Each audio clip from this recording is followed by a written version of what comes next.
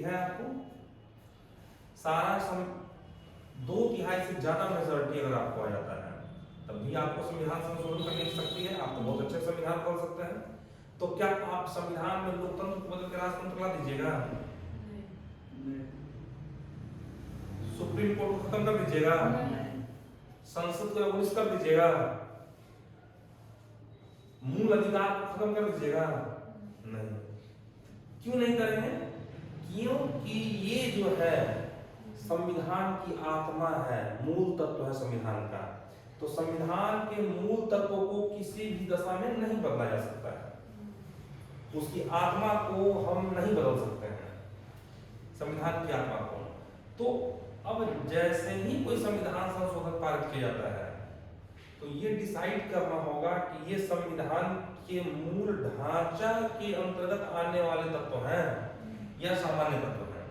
अगर कोर्ट ये सर्टेन करेगा, निश्चित करेगा कि ये जो क्लॉज आपने दिया है ये संविधान के मूल ढांचे को प्रभावित करता है, तो वो विधि मान्य नहीं होगा, वो अमान्य हो जाएगा, शून्य, वैल्यू उसका शून्य हो जाएगा। समझ रहे हैं? तो संविधान में संशोधन किया गया, इस आप सरकारी कॉलेज नहीं प्राइवेट कॉलेज में भी आरक्षण देना होगा।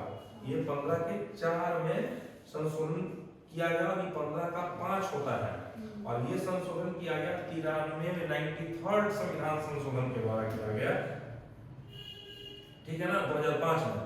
प्राइवेट शिक्षण संस्थानों में भी प्रवेश के लिए विशेष उपबंध करने की शक्ति प्रदान की गई, लेकिन इसमें क्या है कि अल्पसंख्यकों के शिक्षण संस्थान शामिल नहीं होते हैं। माइनॉरिटी के शिक्षण संस्थान है उसमें आपको दाखिला नहीं मिलेगा, ठीक है ना।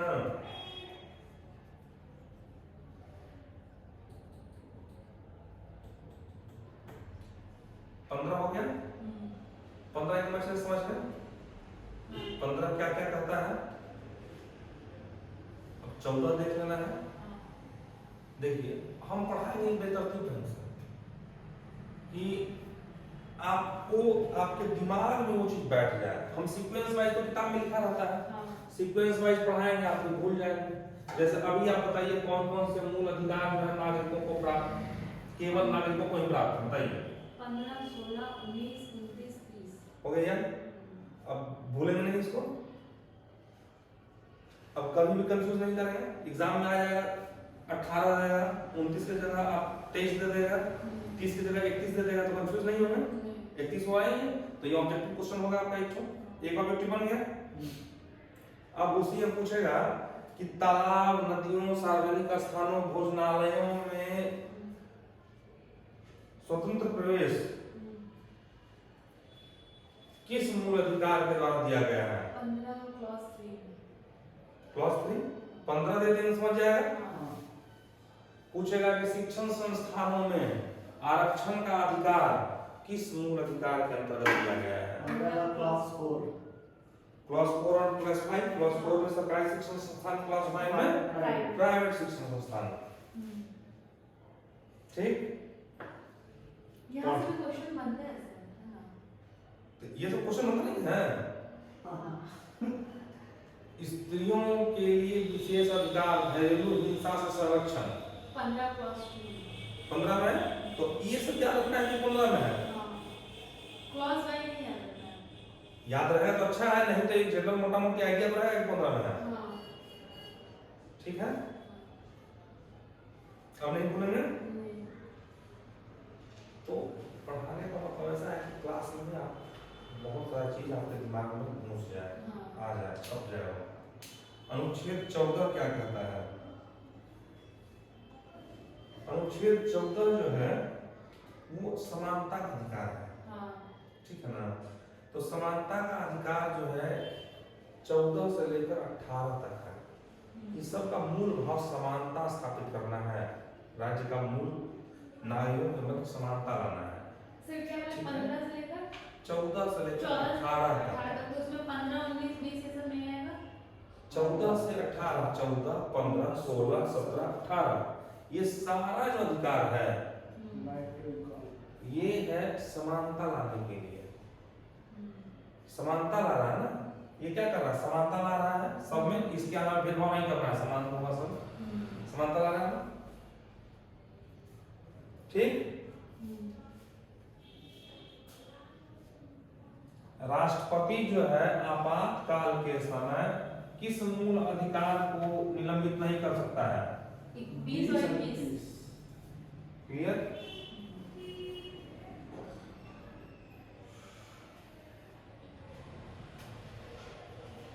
तो अनुच्छेद 14 से 18 जो है वो समानता का अधिकार है, समता की गारंटी देता है, बराबर करता है। स्वतंत्रता का अधिकार 19 से 22 तक है, वो स्वतंत्रता का अधिकार देता है 19 से 22 तक। शोषण के विरुद्ध अधिकार कौन है? 23 और 24। शोषण के विरुद्ध अधिकार 23 और 24 है।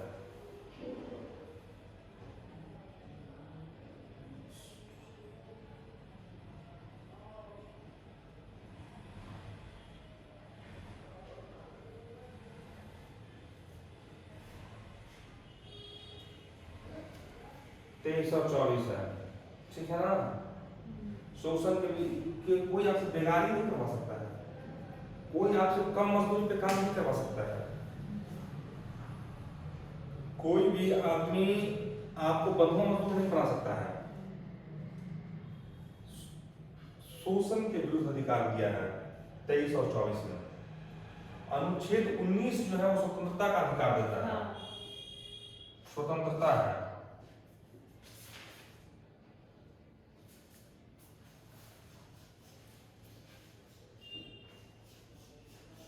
स्वतंत्रता का अधिकार, ठीक। अनुच्छेद 18 जो है वो क्या कहता है? उपाधियों का अंत, कि कोई भी उपाधि नहीं मिलेगी किसी को भी, और उसकी जगह पे शायद पुरस्कार। उपाधियों का अंत है, लेकिन अब इसमें भारत रत्न तो मिल रहा है, तो ये उपाधि है। पद्मश्री मिल रहा है, पद्म भूषण मिल रहा है, लेकिन तो इसमें भी बोला गया है सर, ये जो है हाँ, ये इससे बड़ी है, ये उपाधियों का। अब आपको जैसे हम सब नहीं लगा सकते हैं, जिस तरह से जमींदार लोग लगाता था उस तरह की उपाधि नहीं लगा सकते। अनुच्छेद 20 जो है क्या कहता है, बताइए। अनुच्छेद 20 क्या कहता है? विधियों के समान संरक्षण की बात करता है, संरक्षण की बात करता है अनुच्छेद 20। जैसे अनुच्छेद 20 कहता है ना कि दोष सिद्धि के खिलाफ आपको संरक्षण देता है। मतलब हम कोई क्राइम नहीं किए हैं, पुलिस पकड़ के लगी पीटने लगी, तो बोले तुम लिखो तुम क्राइम किए हो, कोर्ट में तुम खड़ा होकर तुम गवाही देना है कि हाँ हम एक्सेप्ट किए कि हम मर्डर नहीं किए, हम चोरी नहीं किए, डकैती नहीं किए, तो आपको पुलिस को पीटी कहा देगा, तो फिर तो सजा हो जाएगी। तो ये संविधान आपको मूल अधिकार देता है कि आपको कोई भी आदमी अपने खिलाफ जो है वो गवाही देने की बात नहीं कर सकता है। दोष सिद्धि के संबंध में संरक्षण है, तो ये भी स्वतंत्रता है ना, ठीक है। अनुच्छेद 21 क्या कहता है? प्राण और दैहिक स्वतंत्रता का अधिकार है। किसी व्यक्ति को उसके प्राण और दैहिक स्वतंत्रता से विधि द्वारा स्थापित प्रक्रिया के अनुसार ही वंचित किया जाएगा। मतलब फांसी उसको कब किया जाएगा? विधि के द्वारा स्थापित प्रक्रिया से। बिना विधि के द्वारा स्थापित प्रक्रिया को उसको आप जेल में नहीं डाल सकते, उसको सजा नहीं दे सकते, थाना बंद नहीं कर सकते। वो जो प्रोसेस है रूल ऑफ लॉ, ये रूल ऑफ लॉ कहता है, ठीक है ना। और ये सबको प्राप्त है, नागरिकों को भी और विदेशियों को भी प्राप्त है भारत में।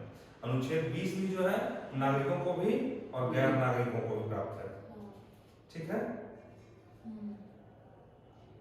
समझ रहे ना। अनुच्छेद 21 जो है किसी व्यक्ति को उसके प्राण और दैहिक स्वतंत्रता से विधि द्वारा स्थापित प्रक्रिया से ही वंचित किया जा सकता है। कोई भी व्यक्ति अपने प्राण और स्वतंत्रता ही वंचित किया जाएगा जब उसके खिलाफ कोई विधि उपबंध हो, कानूनी प्रोसेस हो।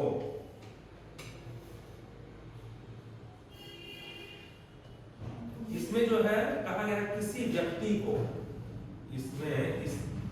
किसी व्यक्ति को, तो किसी व्यक्ति में कौन आता है? नागरिक और अनागरिक, गैर नागरिक दोनों आ जाते हैं। तो अनुच्छेद 21 जो है वह किसी व्यक्ति को, अनुच्छेद 20 भी वही बात कहता है। अनुच्छेद 20 भी वही बात कहता है। किसी व्यक्ति को किसी अपराध के लिए तब तक दोष सिद्ध नहीं किया जा सकता है जब तक उसने कोई ऐसा कार्य नहीं किया हो जो उस कार्य को करते समय लागू किसी विधि के अधीन अपराध हो। मतलब जब तक कोई आदमी अपराध नहीं करेगा तब तक उसको आप कन्विक्ट नहीं कर सकता है। मान लीजिए शराबबंदी आज है, लागू हुआ, अब कोई 2000 में लालू के समय में शराब बेच रहा था, उसके लिए आज नहीं पकड़ सकता है, ताकि जिस समय वो काम कर रहा था उस समय तो वह कानूनन अपराध नहीं था। सर तो कोई 2000 में कोई शराब के केस में फंसा हुआ और अब शराब बंद हो गया तो केस बंद हो जाएगा? नहीं, तो उस समय वह कानून में अपराध था या नहीं था? नहीं। कानून में अगर अपराध है तब उस पर केस चलेगा। कानून अगर आज बना है और वो उसके पहले वो क्राइम कर रहा था, वो काम कर रहा था, तो उसके लिए उसको कन्विक्ट नहीं किया जाता है। ठीक, उसी तरह से हम 21 देख लिए। 21 क्या कहता है?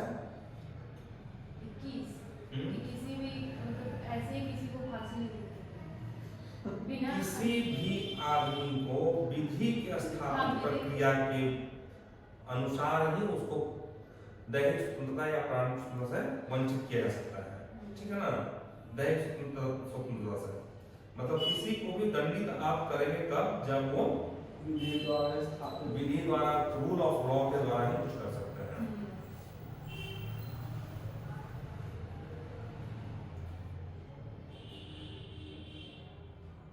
तो सुबह में भी क्लास चलता है?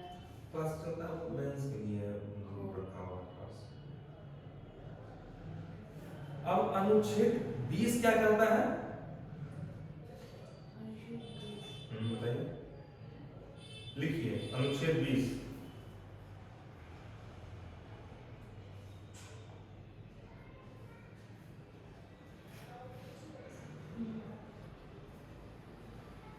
दोष सिद्धि के संबंध में संरक्षण प्रदान करता है। अब किसी व्यक्ति को किसी अपराध के लिए तब तक दोष सिद्ध नहीं किया जाएगा जब तक कि उसने कोई ऐसा कार्य नहीं किया है जो उस कार्य को करते समय लागू किसी विधि के अधीन अपराध है। किसी अपराध के लिए तब तक दोष सिद्ध नहीं किया जाएगा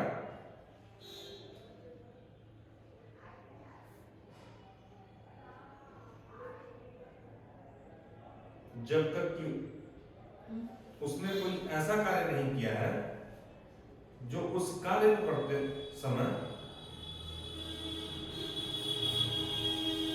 विधि के अधीन अपराध है, किसी विधि के अधीन अपराध है।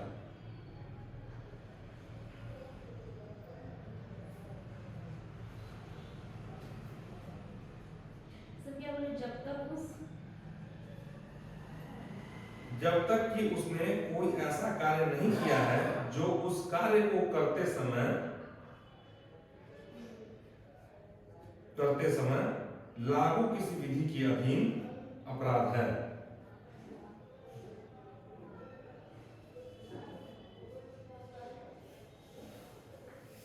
कोई व्यक्ति जो है, जो अपराध कर रहा है, जो कोई काम अगर कुछ किया है, उस समय जिस समय उसके खिलाफ उसके लिए कोई कानून नहीं बना हुआ है, तो उस आदमी को आप अपराधी नहीं, उसके लिए दंड नहीं दे सकते हैं। ठीक है? दंड से भी संरक्षण प्रदान करता है। मतलब एक ही अपराध के लिए 2 बार आपको सजा नहीं होगा। दोहरे दंड से संरक्षण प्रदान किया गया है अनुच्छेद 20 के 2। किसी व्यक्ति को एक ही अपराध के लिए एक से अधिक बार अभियोजित या दंडित नहीं किया जा सकता है, प्रोसिक्यूट और पनिश नहीं किया जा सकता है। एक बार मान लीजिए वो चोरी किया और जेल चला गया, जेल खट लिया, सजा काट लिया, तो फिर आप उसी केस में उसको नहीं इन्वॉल्व कर सकता है, फंसा सकता है। इसको दोहरा संकट या जोखिम का सिद्धांत भी कहते हैं। दोहरे दंड से संरक्षण न्यायालय या न्यायिक अधिकरण के समक्ष कार्रवाइयों पर ही प्राप्त होता है, विभागीय अनुशासनिक अन्य कार्रवाइयों पर नहीं। ये केवल कोर्ट में ये वैलिड है। आत्म अभिशंसन, इसको बोलते हैं सेल्फ क्रिमिनलाइजेशन, सेल्फ क्रिमिनेशन। हम खुद को नहीं कह सकता है कि हमने ये क्राइम किया है। पुलिस हमसे नहीं करवा सकती, कोर्ट हमसे नहीं करवा सकता है कि तुम कहो कि हमने क्राइम किया, जो क्राइम नहीं किया उसके लिए। किसी भी व्यक्ति को किसी अपराध के लिए स्वयं के विरुद्ध साक्ष्य देने के लिए विवश नहीं कर सकता है। स्वयं के विरुद्ध आप साक्ष्य देने के लिए उसको बाध्य नहीं कर सकते हैं। यह भी अनुच्छेद 20 में है। तो अनुच्छेद 20 में क्या हो गया कि स्वयं के खिलाफ गवाही नहीं देना है, विरुद्ध साक्ष्य नहीं बनना। ये हो गया।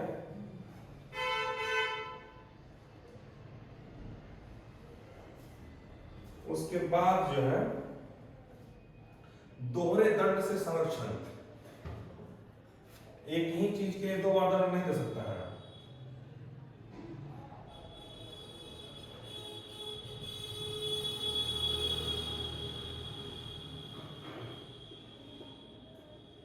दोहरे दंड से संरक्षण, एक ही चीज अपराध के लिए 2 बार दंड नहीं दे सकता है।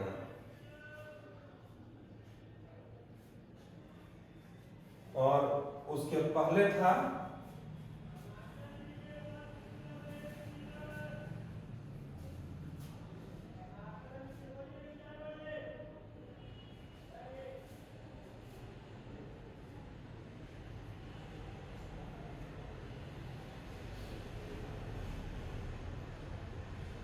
किसी व्यक्ति को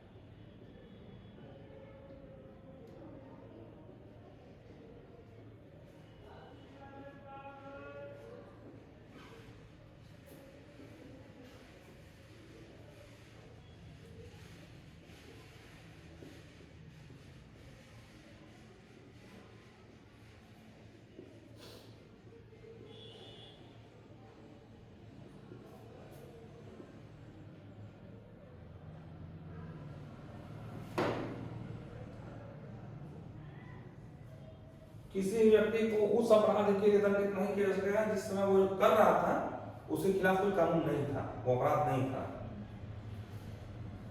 कौन कौन हो गया? ये अनुच्छेद 20 है।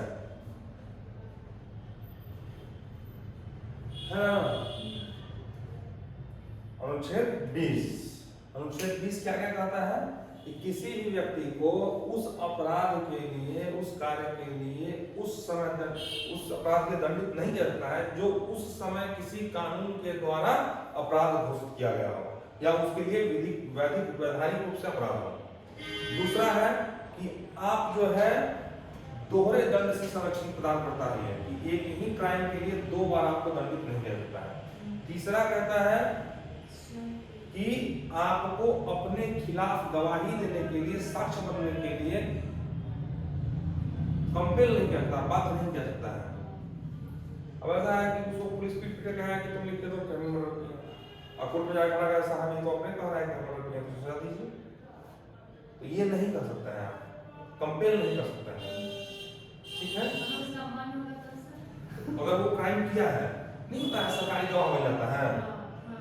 जहाँ हम भी इन्वॉल्व थे साहब इसमें फला फला आदमी था, हम भी थे साथ में, तो सरकारी गवाह होता है तो सरकार उसको छोड़ देती है, सरकारी गवाह होता है हमारे इसमें फांसी देना है, तो बाकी सबको फांसी हुआ तो उसको बोला कि नहीं इसका तो विचार बदल गया, इसकी आत्मा बदल गई, इसका विचार शुद्ध हो गया, हृदय परिवर्तन हो गया, तो इसको फांसी नहीं दी, इसको आजीवन कारावास देंगे, सजा तो कोई मिलेगी लेकिन थोड़ा सा कम हो जाएगा सजा, रिलीफ मिल जाएगा, या तो नहीं भी मिल सकता है रिलीफ, वो तो जजमेंट पे है कि किस टाइप का क्राइम है, हेनियस क्राइम है तो सजा मिलेगा, सरकारी गवाह नहीं है कुछ नहीं, ठीक है ना। अनुच्छेद 20 का 3 या जो स्वयं के खिलाफ गवाही देने से प्रतिषेध करता है, रोकता है, बचाता है, विवश नहीं करता, तो संरक्षण केवल किसी अपराध के अभियुक्त व्यक्ति को ही प्राप्त है, यह सिविल कार्रवाइयों पर लागू नहीं होता है, यह दीवानी मामले में लागू नहीं होगा, ये केवल फौजदारी में ही लागू होगा और अपराध के अभियुक्त व्यक्ति पर ही लागू होगा। अगर वो स्वेच्छा से साक्ष्य बनता है तो उसमें वर्जित नहीं, जो बोल रहे थे आप, वो स्वेच्छा से साक्ष्य बनता है तो वर्जित नहीं है। और अगर वो उससे जबरदस्ती बुलवा है और हाँ। फिर वो जाके बोल सकता है कि हमसे जबरदस्ती, हाँ बोल सकता है, तो वहां पे भी पुलिस के खिलाफ एक्शन होगा, ये समझ गए। तो अनुच्छेद 13 क्या कहता है कि मूल अधिकार जो है, अगर मूल अधिकारों का उल्लंघन होता है तो व्यक्ति न्यायालय में उसके उपचार के लिए जा सकता है, ठीक है ना। न्यायालय जो है यह निर्धारित करेगा कि इस व्यक्ति के मूल अधिकार का हनन हुआ है या नहीं हुआ है। अगर हनन हुआ है, अगर हनन हुआ है और उस हनन के लिए कोई कानून बना हुआ है, वह कानून जो है असंगत होगा, शून्य माना जाएगा। अगर कोई विधानसभा, विधानमंडल, लोकसभा, संसद या विधानमंडल अगर कोई वैसा कानून पारित करता है जो संविधान के मूल अधिकारों के खिलाफ है, उसके प्रभाव को कम करता है, तो वह उस मात्रा तक शून्य होगा जिस मात्रा तक मूल अधिकारों के खिलाफ है, ठीक। तो अनुच्छेद 13 क्या कहता है कि इसमें आपको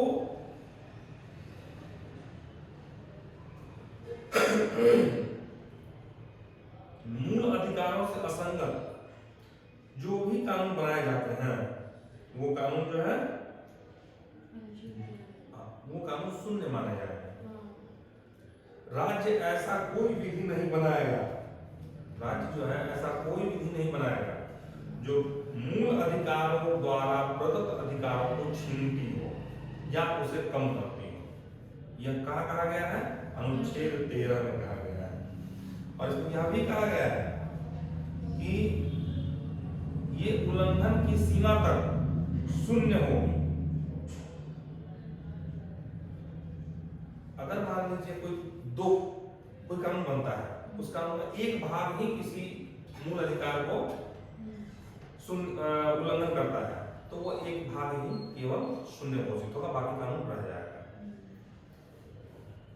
है ना। अब संवैधानिक संशोधन की विधि क्या है, तो संवैधानिक विधि के अंतर्गत भारत का राज्य क्षेत्र भी, इसमें जो है ना कोई भी ऑर्डर जो है, अध्यादेश है या किसी विधानमंडल का अधिसूचना है या नियम है, कुछ भी है, प्रथा है, रूढ़ि है, सब जो है सब शून्य होगा।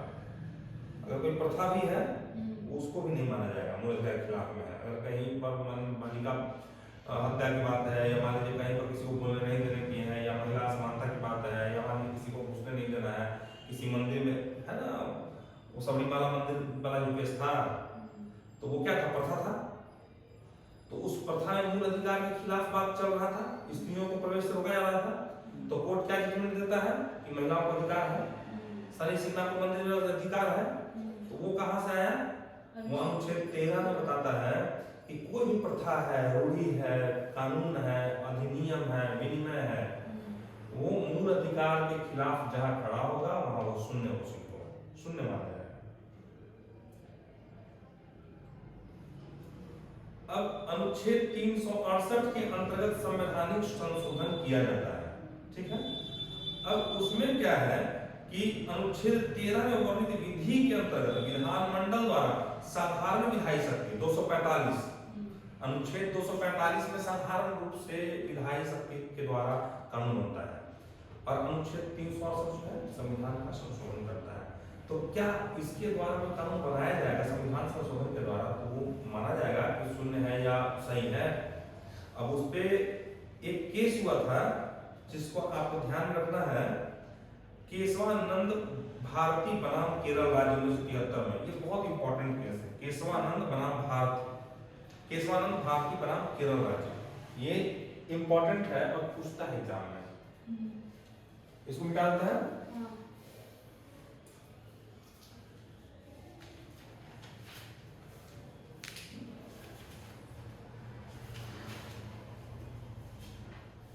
केशवानंद भारती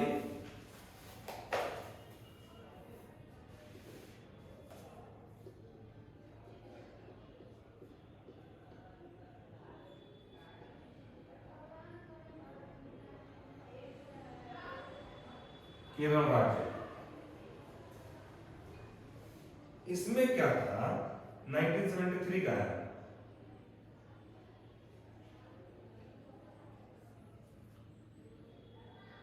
इसमें एक मामला चला था सज्जन सिंह बनाम राजस्थान राज्य।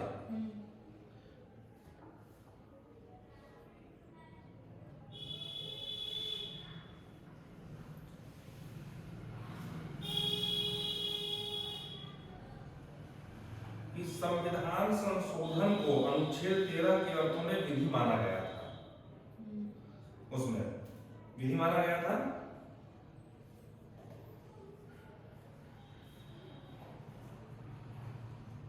तो केशवानंद भारती जो है वह उच्चतम न्यायालय जो है इस संशोधन को वैध मानता है। पहले था ना कि अगर संविधान संशोधन आप कर दिए, और संविधान संशोधन 2/3 बहुमत होता है, और संविधान संशोधन करके आप बोले कि ठीक है ये मूल अधिकार जो है जैसे संपत्ति का अधिकार था पहले 54 में, उसको हटा दिए। तो पहले था कि संविधान के संशोधन 368 के अधीन अगर आप संशोधन करते हैं तो वो माना जाएगा।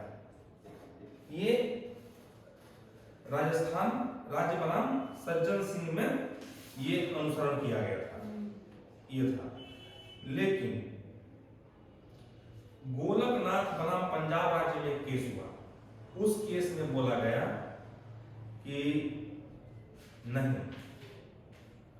आप संविधान संशोधन के द्वारा जो बना गया कानून अगर वो मूल अधिकारों से टकराता है तो वो शून्य साबित होगा, वो शून्य घोषित होगा। फिर एक मामला लाया सरकार के सामने केशवानंद भारती बनाम केरल राज्य 1973 में।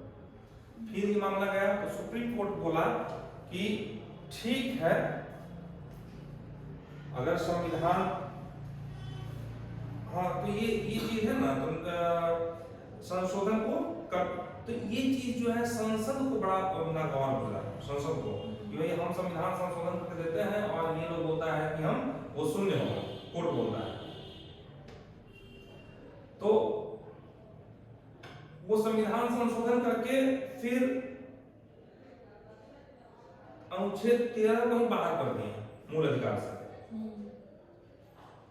अनुच्छेद 13 से ही दिक्कत है। फिर केशवानंद बनाम भारती जो है वो संवैधानिक अनुच्छेद 13 के अर्थों में विधि नहीं है कहता है, और कहता है कि संविधान जो है मूल अधिकारों में संशोधन कर सकती है, संविधान मूल अधिकारों में संशोधन कर सकती है, लेकिन उसके मूल ढांचे को नहीं बदल सकती है। मूल ढांचा यहाँ यही बढ़ाता है। और इसी केस में प्रथम बार संविधान के आधारभूत ढांचे बेसिक स्ट्रक्चर का सिद्धांत प्रतिपादित किया गया। बेसिक स्ट्रक्चर संविधान के मूल ढांचे की बात जो है वो केशवानंद भारती बनाम केरल राज्य 1973 में आता है। ये इंपॉर्टेंट क्वेश्चन है। केशवानंद बनाम भारती, केशवानंद बनाम भारती में संविधान के मूल ढांचे की बात कही गई है।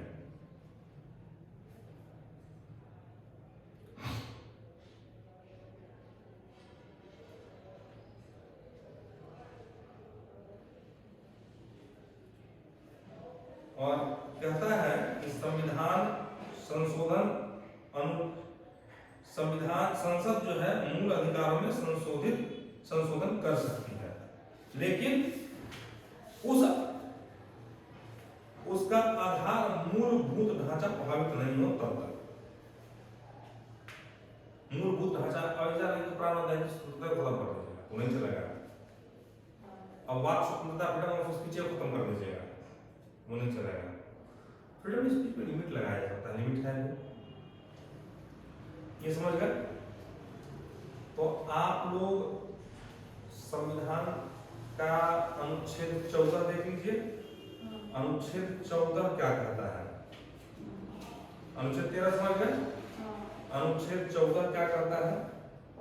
अनुच्छेद 14 जो है वो समता का अधिकार प्रदान करता है आपको, विधि के समक्ष समता, इक्विलिटी बिफोर लॉ। ये समानता का अधिकार हो गया। समानता जो वर्ड है वो 14 से 18 तक है, ठीक है ना। और ये विधि के समक्ष,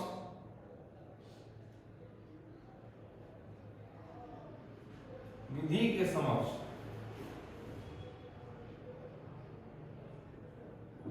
समता का अधिकार है। समता मतलब सर समान, इक्वलिटी, इक्वलिटी, समानता मतलब भी इक्वलिटी हुआ, राइट टू इक्वलिटी। समता मतलब भी इक्वलिटी हुआ, इक्वलिटी बिफोर लॉ। विधि मतलब सर लॉ,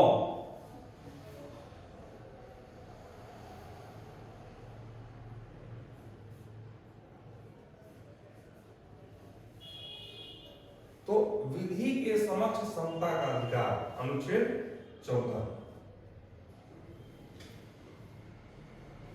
इसमें कहा गया है राज्य किसी व्यक्ति को भारतीय राज्य क्षेत्र में विधि के समक्ष समता और विधियों में समान संरक्षण से वंचित नहीं करेगा। विधियों के समक्ष, विधियों के समान संरक्षण से वंचित नहीं करेगा।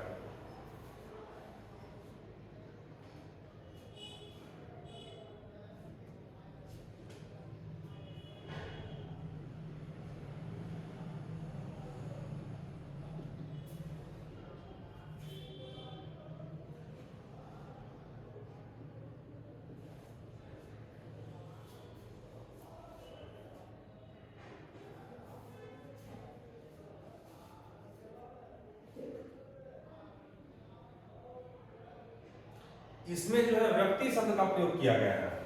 व्यक्ति, किसी व्यक्ति को,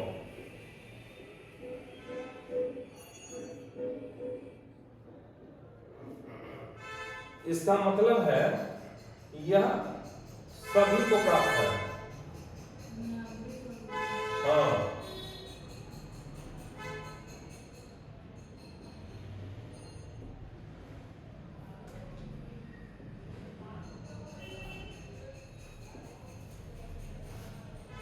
सभी को मिलेगा, गैर नागरिक और नागरिक सभी को।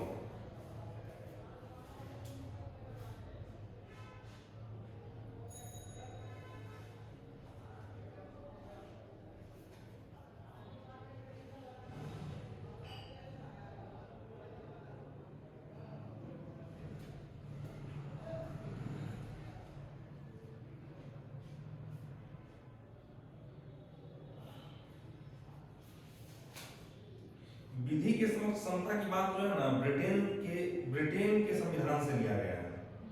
विधि के समक्ष समता, ठीक है ना। हाँ, ब्रिटेन के संविधान से लिया गया है।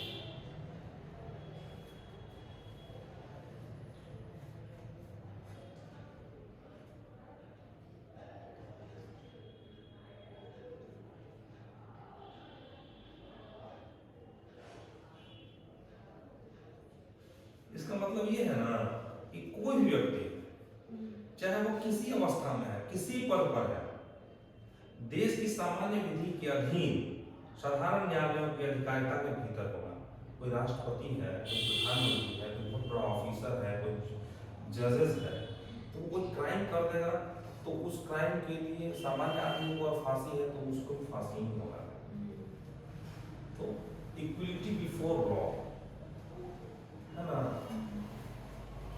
अगर मान लीजिए किसी आदमी को संरक्षण अगर मिल रहा है किसी भी चीज के लिए, तो बाहर दूसरे आदमी को भी संरक्षण मिलेगा कानून के हिसाब से। विधियों का समान संरक्षण, समान परिस्थिति में समान विधियों को के अधीन रखना और समान लागू करना। राज्य जो भी विधि बनाएंगे उसमें बिना किसी भेदभाव के सभी व्यक्ति को समान रूप से संरक्षित किया जाता है, उसका लाभ प्राप्त होगा। ठीक है।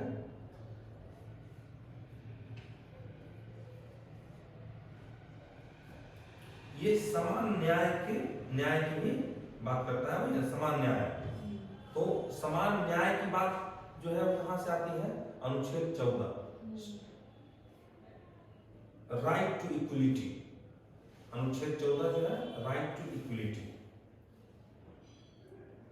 इसमें नैसर्गिक न्याय जो है ना, नेचुरल जस्टिस का सिद्धांत जो है दिया गया है, नेचुरल जस्टिस। अब एक चीज में लिखा गया है, यह जो बात है वो संविधान के मूल ढांचे में आता है। मतलब इक्वलिटी बिफोर लॉ जो है, जस्टिस की जो बात कर रहे हैं, इक्वल प्रोटेक्शन ऑफ लॉ जो है, ये संविधान का मूल ढांचा है। संविधान का मूल ढांचा कौन कौन है? फंडामेंटल राइट्स तो है ही, और उसमें ये बात जो है, और ये बात कब कहा गया है? ये मिनर्वा मिल्स बनाम भारत सन 1980 में एक केस हुआ था। मिनर्वा मिल्स बनाम भारत सन 1980 में केस हुआ था। उस केस में अनुच्छेद 14 में निहित विधि के शासन को संविधान का आधारभूत ढांचा घोषित किया गया है। ये इंपॉर्टेंट है, मिनर्वा मिल्स।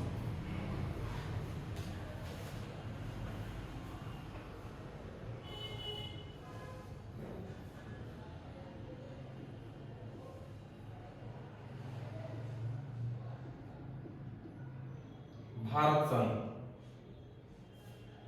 मिनर्वा मिल्स बनाम भारत संघ में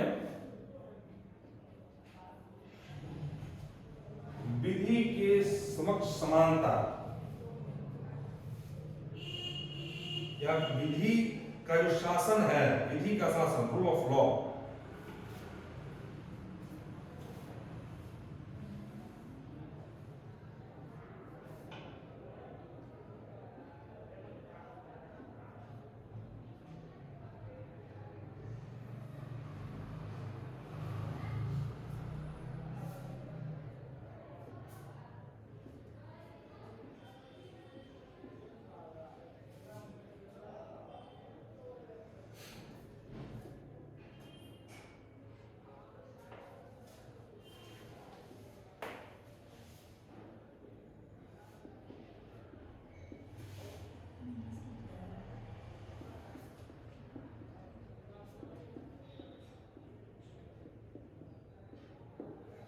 ये समझ में आ रहा है आपको?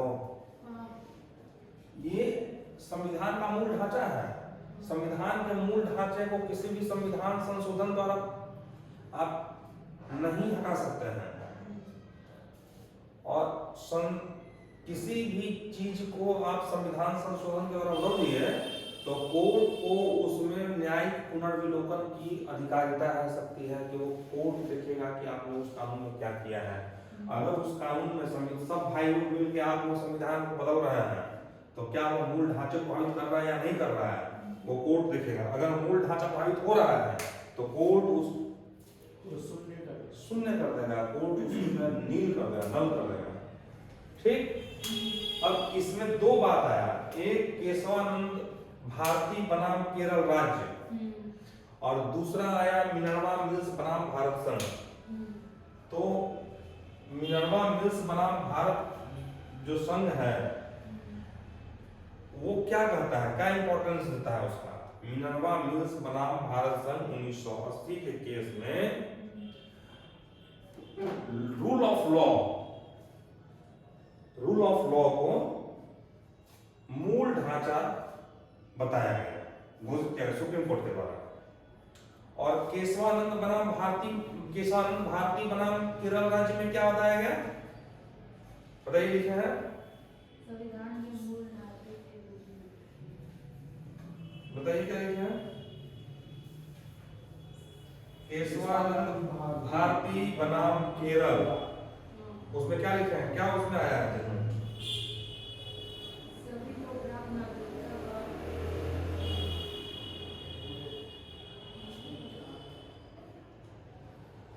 बेसिक स्ट्रक्चर से छेड़छाड़ करेगा, बेसिक जो भी बेसिक स्ट्रक्चर से छेड़छाड़ करेगा उसको शून्य कर दिया जाएगा। संविधान जो है मूल अधिकार में संशोधन कर सकता है। केशवानंद भारती बनाम केरल राज्य जो है वो कहता है ये संविधान के 24वें संशोधन अधिनियम के द्वारा 13 को बाहर कर दिया गया था।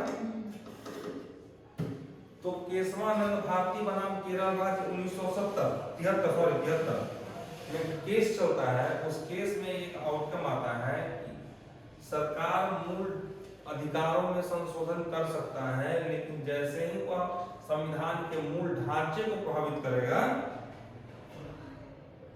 तो उसको माना नहीं जाएगा। संविधान के मूल ढांचे को प्रभावित किए बिना सरकार मूल अधिकारों में संशोधन कर सकती है। ये केशवानंद भारती बनाम केरल राज्य में है।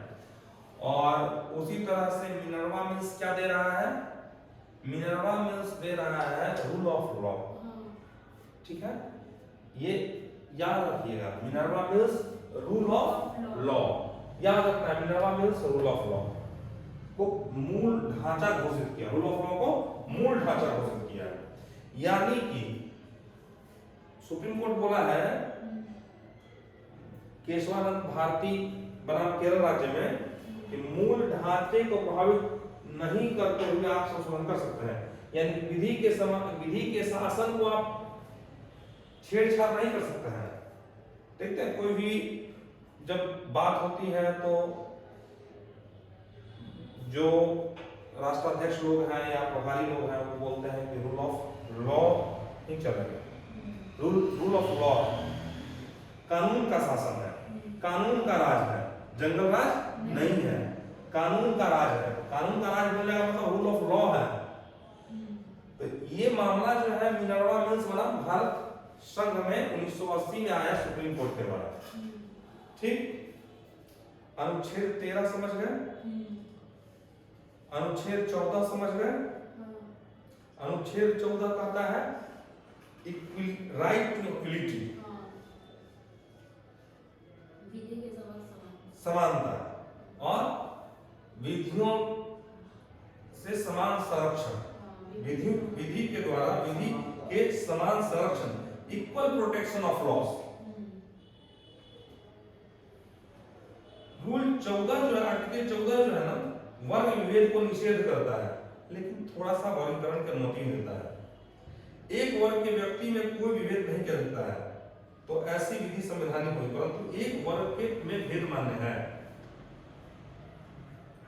भौगोलिक स्थिति के आधार पर राज्य के पक्ष में बात हो सकता है, प्रशासन विशेष न्यायालय है, प्रक्रिया है, उसके हिसाब से हो सकता है, शिक्षा के आधार पर हो सकता है, जनजातीय इलाकों में हो सकता है, समानता के अधिकार नहीं हो।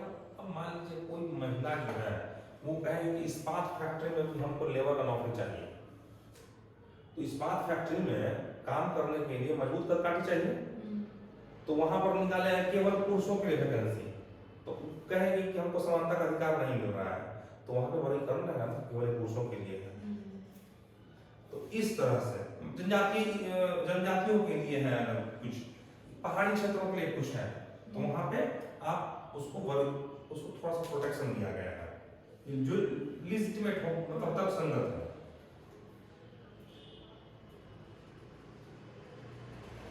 ठीक, समता का अधिकार जो है ना उसका कुछ अपवाद भी है। समता का अधिकार का, समता का अधिकार कहां से कहां तक है, अनुच्छेद 14 से लेकर 18 तक है।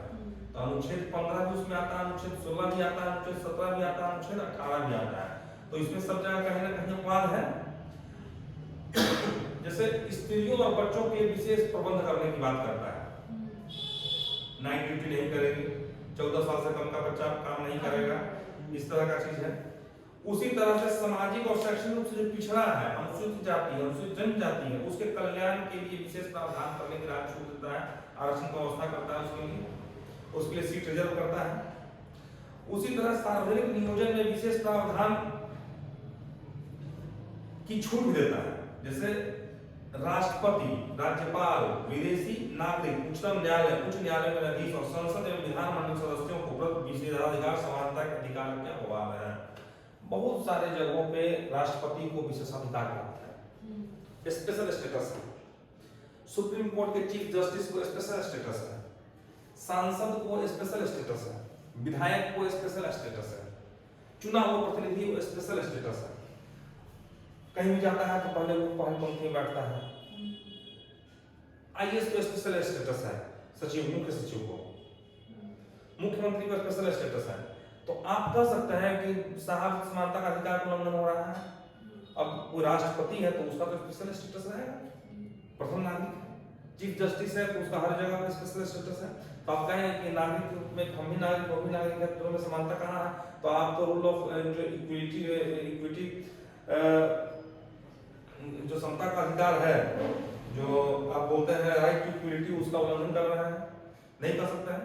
तो यहाँ पे इसको थोड़ा सा अपवाद है। तो कहाँ कहाँ अपवाद है? अनुच्छेद 16 के 4 में सार्वजनिक नियोजन में छूट देता है, ठीक है। उसी तरह से अनुच्छेद 15 का 4 सामाजिक और शैक्षणिक रूप से जो कमजोर वर्ग है उसके लिए विशेष आरक्षण का व्यवस्था करता है। अनुच्छेद 15 का 3 जो है उसमें शैक्षणिक राज्य स्त्री और बच्चों के लिए विशेष उपबंध करता है।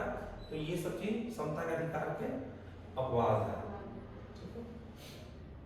धर्म के आधार पर प्रतिषेध है, कोई भी भेद नहीं कर सकता है। 15 द्वारा जो मूल अधिकार दिया गया है उसमें ये बात है कि धर्म, जाति, लिंग, जन्म स्थान आदि के आधार पर भेदभाव नहीं रखता है, ठीक है। 16 जो अधिकार है नियोजन में समता का अधिकार है, नियोजन में समता का अधिकार है। नियोजन जो होगा उसमें अवसर की समानता होगी, नियोजन में अवसर की समानता होगी। जैसे कोई वैकेंसी आया तो उनको नहीं भरने देगा, आपको भरने देगा, तो नियोजन में अवसर की समानता से वंचित कर दिया गया। तो ई 16 कहता है अवसर की समानता का सामान्य सिद्धांत का उल्लेख किया गया है। राज्य के अधीन किसी पद पर नियोजन अथवा नियुक्ति में संबंध में सभी नागरिकों को समान अवसर प्राप्त होंगे। नियोजन में समता का अधिकार हो गया। इसमें केवल धर्म, मूल वंश, जाति, लिंग, जन्म स्थान, उद्भव, निवास आधार पर नागरिकों के में कोई भेदभाव नहीं करता। नागरिकों में कोई भेदभाव नहीं करता है, किसी व्यक्ति में नहीं लिखा है, नागरिकों में कोई भेदभाव नहीं करता है। यानी बस इंडियन हाँ, नागरिक में, नागरिक सिटीजन में तो अनुच्छेद 15 थोड़ी ना है, केवल सिटीजन को मिला है। अनुच्छेद 16 जो मूल अधिकार है वह केवल नागरिकों को प्रदान किया गया है। अनुच्छेद 16 जो है वो केवल नागरिकों को दिया गया है। अनुच्छेद 15 केवल नागरिकों को है, अनुच्छेद 16 केवल नागरिकों को है, अनुच्छेद 19 केवल नागरिकों को है, अनुच्छेद 29 और 30 केवल नागरिकों को है। तो नियोजन में अवसर की समानता केवल नागरिकों को है।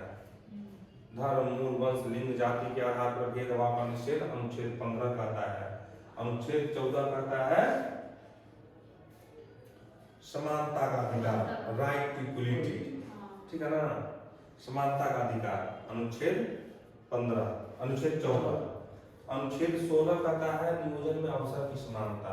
अनुच्छेद 17 कहता है अस्पृश्यता का अंत, छुआछूत का, अनटचेबिलिटी को हटाना है। अनुच्छेद 18 कहता है उपाधियों का अंत। अनुच्छेद 19 कहता है स्वतंत्रता का अधिकार, जिसमें बोलने का है, सम्मेलन करने का है, निर्बाध आवागमन का है, कहीं भी आप जा सकते हैं, कोई बिजनेस व्यापार कर सकते हैं, है ना।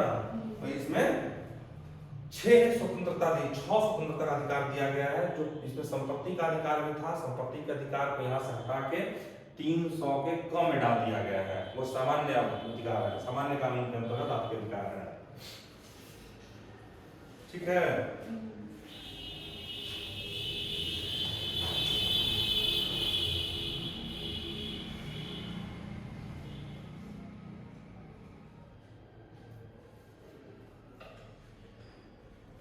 अब पिछड़े वर्गों हेतु आरक्षण का प्रावधान किस अनुच्छेद के तहत किया जाता है? अनुच्छेद 16 के 4 है, बड़ा ना कि पिछड़े वर्ग के का जो है उसमें आरक्षण का व्यवस्था जो है उस अनुच्छेद 16 का 4 जो है वह कहता है कि पिछड़े वर्गों हेतु आरक्षण का प्रावधान किया जा सकता है। अपवाद में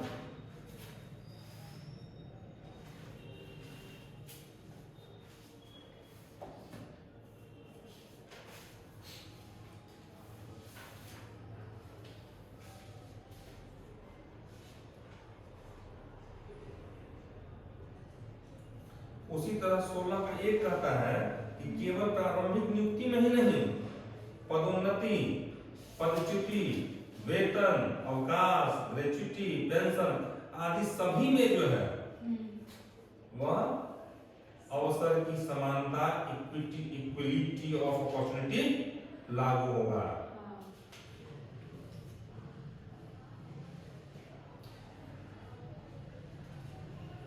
ठीक है। अनुच्छेद 16 का 4 का ख और क ये जो है जोड़ा गया है 77वें संविधान संशोधन में। इसमें कहता है 16 का 4 का क अनुसूचित जातियों जनजातियों की प्रोन्नति में आरक्षण की व्यवस्था कर सकता है अगर राज्य समझे कि वहां पे इन लोगों का प्रतिनिधित्व बहुत कम है।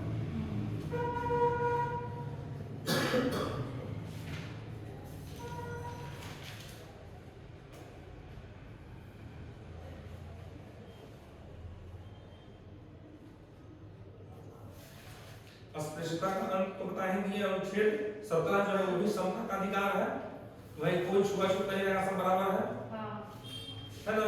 ये सामाजिक समानता को निर्दिष्ट करता है। सामाजिक किसी भी रूप में इसका आचरण जो है वो दंडनीय है, अपराध घोषित किया गया है। अनुच्छेद 35 संसद को अस्पृश्यता के संबंध में विधि बनाने की शक्ति प्रदान करता है। अनुच्छेद 35 जो है वो संसद को अस्पृश्यता के संबंध में कानून बनाने की शक्ति प्रदान करता है। अनुच्छेद 35 और भारत सरकार जो है अस्पृश्यता अपराध अधिनियम 1955 पारित भी किया है ना।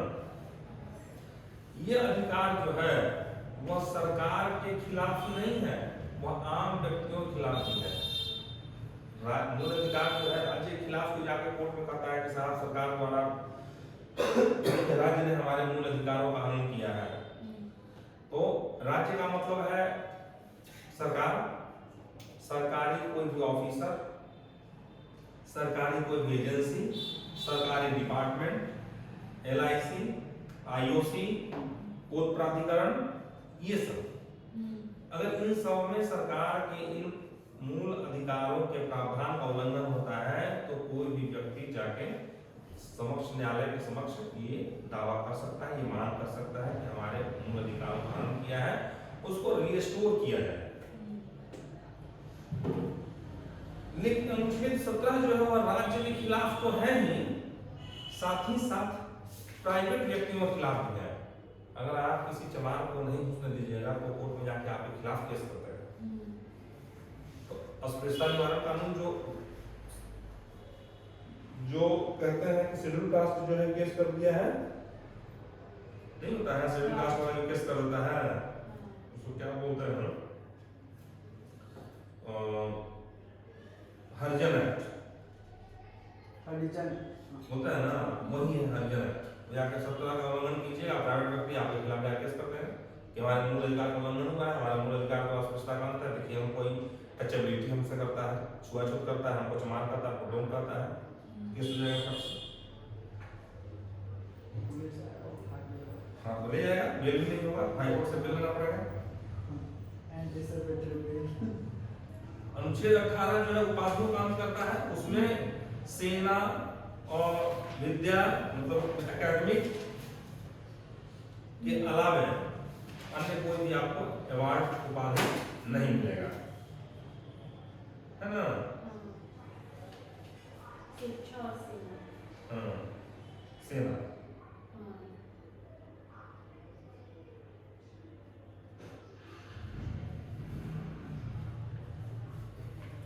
फिर और भी इसमें डिटेल्स से पढ़ेंगे, पहले जिसको हम लोग पढ़ रहे थे याद भी तो करना है आपको, है ना। अनुच्छेद 19 जो है राइट टू फ्रीडम है, 19 से लेकर 22 तक स्वतंत्रता के मूल अधिकार के बारे में है, 19 से लेकर 22 तक।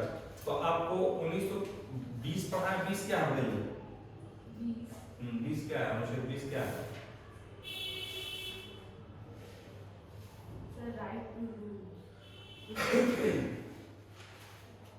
Right to rule. नहीं अनुच्छेद 20 क्या है? ऐसा 20 है सर, अनुच्छेद 20 है एक सजा की एक कानून क्राइम के लिए आप 2 बार उसको सजा नहीं दे सकते। और किसी पे दबाव नहीं बना सकते कि आप गवाही दीजिए अपने खिलाफ। और दोष सिद्धि के विरुद्ध संरक्षण, है ना। आप किसी भी व्यक्ति को उस काम के लिए सजा नहीं दे सकते हैं जो जिस समय किया उस समय वो अपराध नहीं था, ठीक है।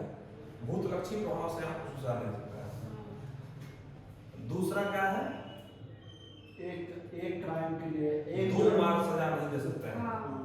तीसरा क्या है? तीसरा है किसी व्यक्ति को अपराध के लिए दंडित नहीं किया जाएगा जो खुद उस से समय दंड- कानूनी रूप से अपराध नहीं है।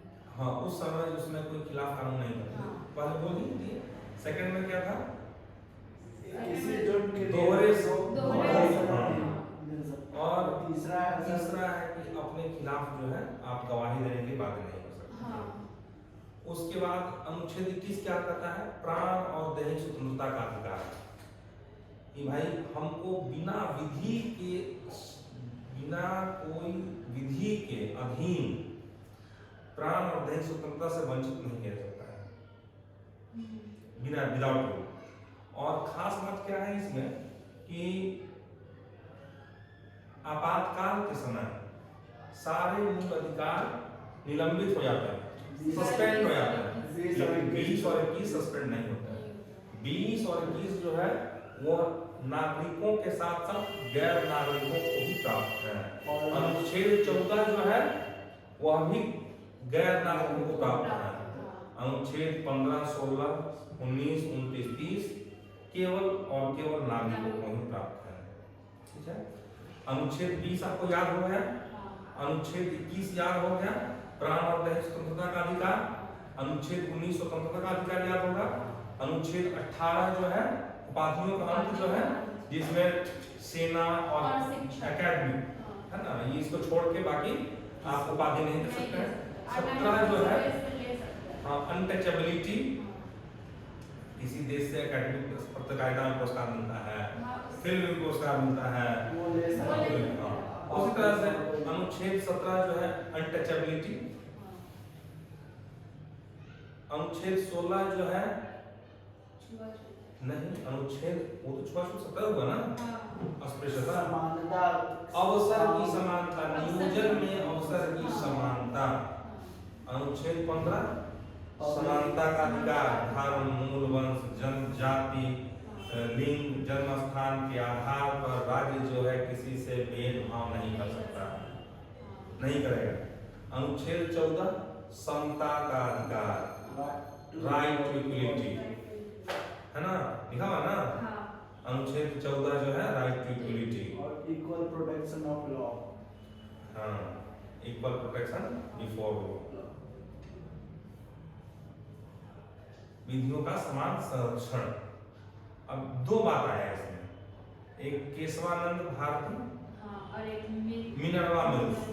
Minerva mills rule of law को एस्टेब्लिश करता है और केशवानंद भारती जो है वो मूल ढांचे को प्रभावित किए बिना संविधान के मूल अधिकार में संशोधन की बात कहता है। दो मामला आया। मिनर्वा मिल्स जो है वह बताता है कि संविधान में रूल ऑफ लॉ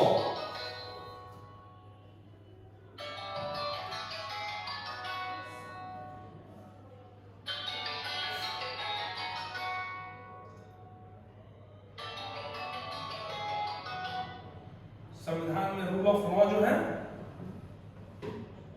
वो मूल ढांचा है संविधान का। मिनर्वा मिल्स बताता है 1980 में और 1973 में केशवानंद भारती बनाम केरल राज्य बताता है कि संविधान के मूल अधिकारों में बिना मूल ढांचे को प्रभावित किए हुए संशोधन किया जा सकता है। ठीक, तो आप आज 13, 14, 13 भी पढ़ लिए। 13 में क्या है? 13 में है कि संविधान संशोधन जो है, मूल अधिकार में संशोधन अगर मूल ढांचे, मूल अधिकारों को प्रभावित करता है तो जिस हद तक प्रभावित करेगा उस हद तक वह विधि शून्य होगी।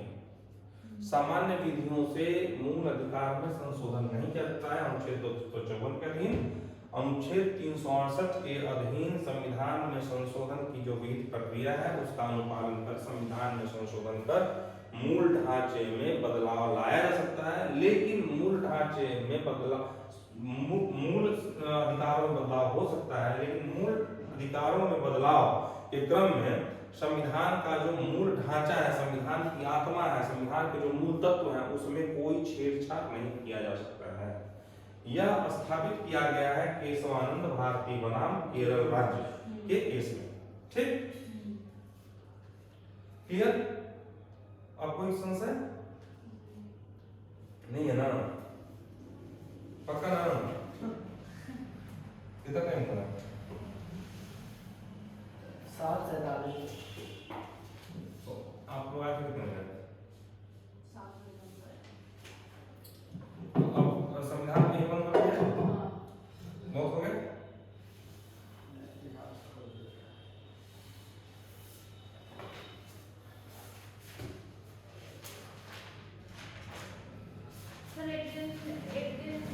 संविधान में कुल 7 मौलिक अधिकार पूर्व में थे, लेकिन 44वें संविधान संशोधन अधिनियम 1978 के द्वारा इसमें संपत्ति के मूल अधिकार को हटा दिया गया। यह संपत्ति का मूल अधिकार अनुच्छेद 19 की 1 के च में था और 31 में था। अब जो है संविधान में अनुच्छेद 300 का क, 300 का या 300A में संपत्ति का अधिकार एक विधिक अधिकार है, कानूनी अधिकार है, मौलिक अधिकार नहीं है। यह कब हटाया गया? 44वें संविधान संशोधन 1978, है ना? ये याद रखिएगा, ये एकदम याद। 44वें संशोधन अधिनियम 1978 के द्वारा हटा दिया गया। ये मतलब पूछेंगे सब चीज जो लिखवा रहे हैं ना, सारा पूछेंगे, जो पढ़ाया है सब पूछेंगे। ठीक, अब हम कल पढ़ाएंगे स्वतंत्रता का अधिकार, जिसमें 6वां अधिकार है। उसके बाद अनुच्छेद 22 पढ़ाएंगे, ठीक है?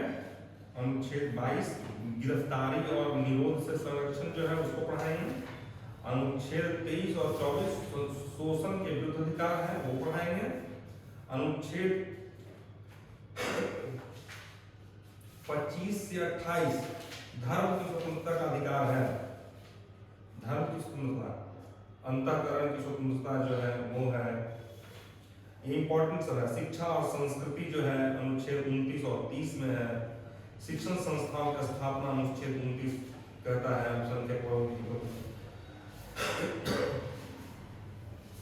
संवैधानिक उपचारों का अधिकार जो है अनुच्छेद 32 के तहत उपलब्ध महत्वपूर्ण अधिकार है। तो ये सारा चीज जो है अनुच्छेद उसके बाद एक चीज और पढ़ाएंगे कि जो अनुच्छेद 32 के अंतर्गत बंदी प्रत्यक्षीकरण क्या है, परमादेश क्या है, प्रतिषेध क्या है, उत्प्रेषण क्या है, उत्प्रेषण क्या है, अधिकार परीक्षा क्या है। ये बहुत इंपॉर्टेंट है, मेंस में आता है लिखने के लिए, पीएससी मेंस में आता है क्वेश्चन। तो इसको अच्छे से तैयार करवाएंगे और आपको इसको पढ़ के आइएगा, पूरा संविधान का मूल अधिकार पूरा अच्छे से पढ़ के आइएगा, क्योंकि ये चैप्टर कल खत्म करेंगे। हो जाएगा खत्म? समझ में आ रहा है पढ़ा रहा है?